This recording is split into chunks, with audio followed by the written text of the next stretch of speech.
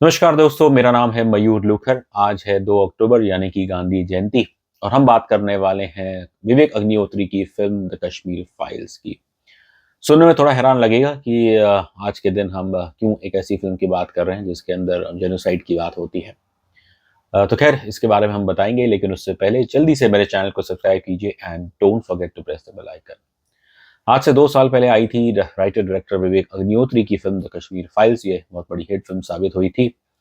अब हालाँकि there were reports of bulk buying of tickets, लेकिन मेरा ऐसा मानना है कि जो इसका मुख्य कारण हिट होने का वो ये था कि ये फ़िल्म एक ऐसी फ़िल्म थी जो कश्मीरी पंडित्स चाहते थे, क्योंकि इससे पहले इस एक्सोडस ऑफ कश्मीरी पंडित्स उनके ऊपर जो कोई भी फ़िल्में बनी होंगी, अ, वो दुःख दर्द उस फ़िल्म में emotional connect in the previous films वो नहीं था।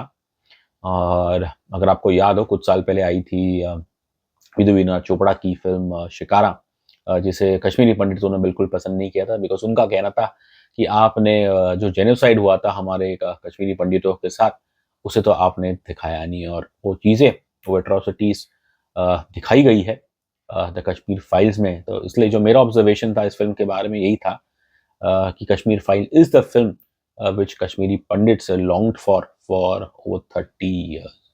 क्या इस फ़िल्म को आज के दिन 2 अक्टूबर को याद करना चाहिए? वैसे तो कन्वेंशनल विज़डम से कि आप क्या कह रहे हैं, लेकिन अगर आपने ध्यान से कश्मीर फाइल्स देखी है, तो उसमें जो मेरे ख़्याल से सबसे अहम मैसेज था उस फ़िल्म का, और वो ऑब्वियसली एक तरफ तो आपको जो कश्मीरी पंडितों के साथ अन्याय हुआ, अत्याचार हुआ, वो आपको देखने को मिलेगा। लेकिन जो personally if you ask me, जो बहुत स्ट्रॉन्ग मैसेज था इस फ़िल्म का, वो था दैट ऑफ नॉन वायलेंस। अगर आप पूछें कैसे? So if you recall, Anupam Kher's character is speaking to I can't recall who, but वो एक बात अहम बात कहते हैं कि यू नो इतने जुल्म होने के बावजूद भी उन्हें कश्मीर छोड़ना पड़ा। कश्मीरी पंडितों को बेघर हो गए, जाके रेफ्यूजी कैंप्स में रहे। उन सब के बावजूद भी लेकिन कश्मीरी पंडितों ने कभी हथियार नहीं उठाया। तो मेरे लिए ये एक बहुत ही मेरे ख्याल से अंडरस्टेटेड चीज़ है कश्मीर फाइल्स की, जिसे शायद ज़्यादा लोग याद भी नहीं करेंगे, बट लेकिन मेरे लिए जो कश्मीर फाइल्स की छाप है, तो वो ये लाइन थी। और obviously I one has to empathise with the kind of atrocities that took place then, but ये जो अहिंसा का मैसेज है, ये मेरे ख्याल से आज गांधी जयंती है। और दुर्भाग्य से जो दुनिया में हो रहा है पिछले 2-3 सालों में, रशिया यूक्रेन में जंग और जो मिडल ईस्ट में जो अब हो रहा है, जिसमें अब ईरान इज़राइल आ गई है, और अगर आप सोशल मीडिया उठा के देखें कि खासकर इवन भारत के काफ़ी लोग, बस एक वॉर मॉन्गरिंग सी चालू हो गई है। ना सिर्फ भारत में, बट आप सोशल मीडिया में देखेंगे अक्रॉस कि बस मैं इसराइल को सपोर्ट करता हूँ, या मैं फ़लस्तीन को सपोर्ट करता हूँ, मैं ईरान को सपोर्ट करता हूँ। और आई थिंक ये वॉर मॉन्गरिंग ये बहुत डेंजरस चीज़ है। It's not good for the health of any society. ज़रा सोचे, यदि अगर कश्मीरी पंडित्स उन्होंने भी आर्म्स उठा लेते, तो फिर आज जो ज़्यादातर शांति है जम्मू एंड कश्मीर में, खासकर कश्मीर में, क्या वो अचीव हो पाती? हाँ, there are lot of still outstanding issues. अब वो काम तो ख़ैर जो देश चलाते हैं लोग, चाहे वो कश्मीर जम्मू एंड कश्मीर में हो या भारत सरकार हो, और whichever party is involved in the dispute, वो तो उनके हाथों में है। लेकिन I personally feel that as a civilian, आपको भले ही शायद if you know that society has been subject to injustice, dispute रहा है, बट कम से कम एज ए सिविलियन आप जब जंग या डिस्प्यूट रहता है, उसमें किसी का साइड मत लीजिए। बस अगर आपको किस चीज़ का साइड लेना है, तो वो है सिर्फ पीस। क्योंकि जब आप अपने अंदर के जो एजिटेशन है, उसे काबू कंट्रोल करने में अगर आप कामयाब रहेंगे, तो फिर you are likely to lead a peaceful life.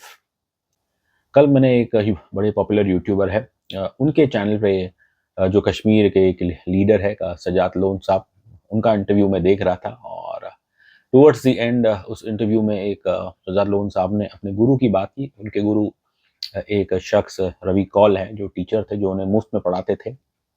अब उनके परिवार की बात उन्होंने की कि कैसे कि ये रवि कौल, उनकी फैमिली उनके लिए एक हीरो है।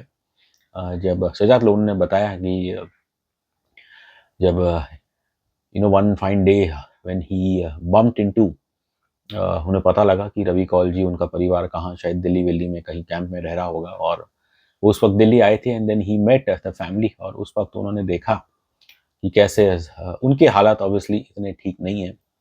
एंड रवि कौल साहब के चेहरे पे एक नेचुरल सी मायूसी थी, लेकिन इन सब के बावजूद Ravi Kaul, his wife, they received Sajat loan and his mother very warmly. And even though Ravi Kaul साहब खुद इतने शायद ग्रेट फाइनेंशियल कंडीशन में नहीं थे, but he asked Shahzad Lone. उन्होंने कहा कि मैं और मेरी वाइफ के पास गवर्नमेंट जॉब है, और यदि आपको कुछ पैसों की ज़रूरत है तो आप मुझसे ले लीजिएगा।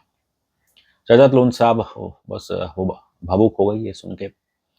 उसके बाद जाहिर है उन्होंने कोई पैसे शायद लिए नहीं, लेकिन जहाँ शायद वो अपने मन में सोच रहे होंगे कि मैं इनकी कुछ मदद कर पाऊँ, और he was moved by this gesture by Ravi Kaul की, in spite of being in a bad condition, वो सजात लोन से कह रहे हैं अगर आपको कुछ पैसे चाहिए तो मैं दे सकता हूँ। और फिर then he lost contact with the family, and then one fine day he got a Facebook request from one girl who happened to be the daughter of Mr. Ravi Kaul, और फिर उन्होंने फ्रेंडशिप रिक्वेस्ट एक्सेप्ट किया, और उन्होंने बताया कि भैया, और उन्हें भैया कह के बुलाती है। एंड फिर Sajad Lone was very thrilled and happy to know that कि आज की तारीख में रवि कौल के बच्चे बहुत ही सक्सेसफुल है, उनकी बेटी बेटा कोई मिलियनियर खानदान है, प्रॉब्ली शायद they've done very well in their career।